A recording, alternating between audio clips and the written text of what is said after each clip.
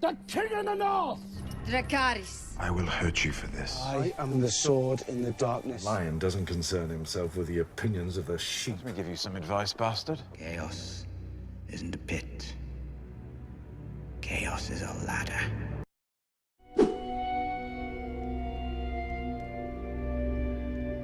The Dance of Dragons, a true telling by Grandmaster Munkin, being a history of the war of Targaryen succession between the Princess Rhaenyra and Aegon, second of his name, that nearly destroyed the realm.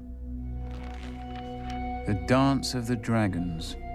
A stupid name for a Targaryen civil war where my ancestors danced away my birthright. The dance began, as many dances do, with an old man and a young girl. The queen had failed to produce a son for her king, so he anointed his daughter, the Princess Rhaenyra, as his heir. But years later, the king remarried, and his new wife, Queen Alicent of House Hightower, gave him a son.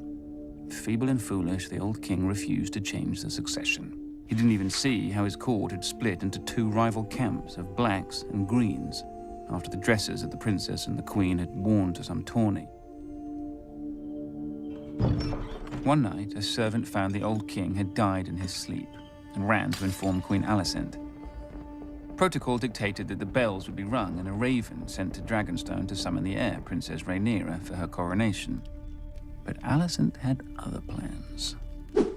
What is up, everybody? Jeremy Eisenfire here, and welcome to the channel. The Dance of the Dragons, or the Dying of the Dragons to put it more aptly, would turn out to be one of the bloodiest wars in the history of Westeros, and would see House Targaryen's power severely diminished from that point forward, and would see the beginning of the extinction of the dragons. Before the dance begun, House Targaryen was at the very height of their power in Westeros, with almost 24 dragons under their command and what looked to be a very prosperous future. But as King Viserys' health would continue to decline, and with the rivalry heating up between his daughter and heir, Princess Rhaenyra, and his new wife, Queen Alicent Hightower, it looked like war was all but inevitable. A situation that would become even more strained when Queen Alicent would give birth to King Viserys' firstborn son, Aegon II, setting up a direct rival to Rhaenyra for who would inherit the throne after Viserys' death. And by the time King Viserys would eventually pass away years later, House Targaryen was about as divided as it ever had been before. And with Rhaenyra being on Dragonstone giving birth at the time of King Viserys' death, it seemed Alicent Hightower had all the time in the world to plan for what her next move was going to be.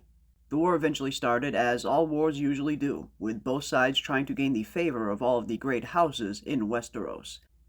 Unfortunately for Rhaenyra, most of the great houses in Westeros were already in support of Aegon II.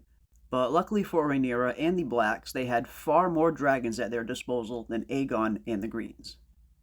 Over the next 2 years, the war decimated most of Westeros, with many battles taking place both in land, sea, and of course, in the air on Dragonback, and would see the dragons themselves nearly extinct by the time the war ended. But hope wasn't lost completely, as not every dragon died during the war, with a lucky few managing to survive all the way till the end of the dance and beyond it. And today, we are going to take a look at which dragons managed to survive all the way throughout the war and what their ultimate fate ended up being after the dance.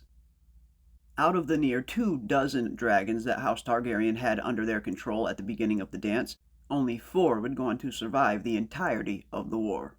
The first of which being Silverwing, the dragon of the good Queen Alysanne, which was then later claimed during the war by one of the dragon seeds named Ulf the White. And while Silverwing managed to survive past the war, the same cannot be said for her current rider, Ulf the White. After the dance, Silverwing became riderless once again, until not long later, at Tumbleton, Lord Erwin Peake offered 1,000 golden dragons to any knight who would manage to claim Silverwing. 3 men would eventually step up and attempt to claim the dragon, but after the first has his arm bitten off of his body, and the second one was roasted alive, the third gave up. Silverwing would go on to become a wild dragon, making her lair on the northwest region of the Reach, on a small island in the Red Lake, where she reportedly lived out the remainder of her days. Up next we have Morning. Morning was another dragon who managed to survive the entirety of the Dance of the Dragons, most likely due to the fact that she was too young for combat at the time of the war, and was the only dragon of the 4 survivors that managed to remain under Targaryen control. After the war was over, at the end of 131 AC, Rhaena and Morning would arrive back in King's Landing.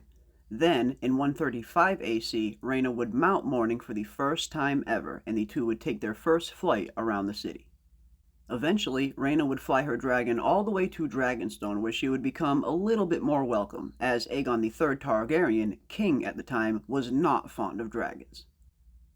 Up next, the third dragon on our list to survive the entirety of the Dance of the Dragons, we have the Cannibal. The Cannibal was one of the original 3 wild dragons who were living on Dragonstone at the time of the war. During the Dragonseed storyline, when Rhaenyra and Jacaerys are looking for more dragon riders, the only dragon that no one would even attempt to claim was Cannibal, giving his ferocious reputation at the time. Then, after the war ended in 132 AC, it was said that during the burial of Lord Corlys Velaryon, the Cannibal took wing and flew to salute the deceased. Archmaester Gildane, however, notes that this may be an embellishment of the story, since the Cannibal would be more likely to eat the corpse than salute it. Not long after, the Cannibal vanished and was never seen again. And last on our list, but not least, the 4th dragon to survive the Dance of the Dragons, we have the Sheepstealer. Sheepstealer was another one of the 3 original wild dragons living on Dragonstone during the time of the war.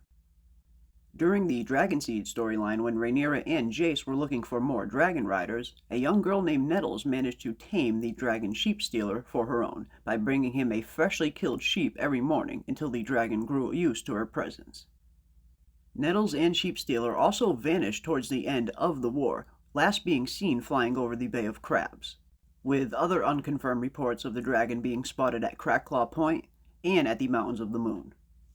Then, years later, in 134 AC, during the reign of King Aegon III Targaryen, Sir Robert Rowan led a royal army to the Vale of Arryn to support Sir Joffrey Arryn, where Robert and his men would end up encountering Sheepstealer and Nettles inside a cave. And in the ensuing fight, 16 men would go on to lose their lives, with 3 times as many being wounded. Nettles and Sheepstealer did manage to escape and were last seen flying deeper into the Mountains of the Moon. At some point later, one of the mountain clans were said to have been worshipping a fire witch, to whom they would bring gifts to, and in exchange, they would face the flames of her dragon to prove their manhood. And some believe this is the true origin of the burned men that we see in the current Game of Thrones story, one of the clans that Tyrion recruits in Season 1 of Game of Thrones. And there we have it, folks, the 4 dragons that managed to survive the entirety of the war and would go on to live past the Dance of the Dragons. There was one final dragon that managed to hatch well after the Dance of the Dragons in 153 AC that was simply referred to as the Last Dragon. A small, green female who lived in King's Landing for a time that was sickly, misshapen, and stunted with withered wings, and would grow to be no larger than a cat. The dragon did manage, however, to leave behind 3 stone eggs that were said to be beautiful. Some rumors would even go on to say that it was Aegon III Targaryen himself who poisoned the Last Dragon, as he had an overwhelming fear of dragons after everything that happened during the dance, and he would go on to become known as Aegon Dragonsbane. And some would even go on to say that magic began to leave the world the day the Last Dragon passed away. But that is going to do it for us today, folks. The 4 dragons that managed to survive the entirety of the Dance of the Dragons, and the 1 lonely dragon that managed to hatch thereafter. If you enjoyed this video, don't forget to hit a like on your way out and subscribe, and hit that bell for notifications as well to stay up to date on all of our upcoming content, as we will be covering all things House of the Dragon. And as always, I want to give a big thank you to everybody out there for watching, and we will see you on the next one.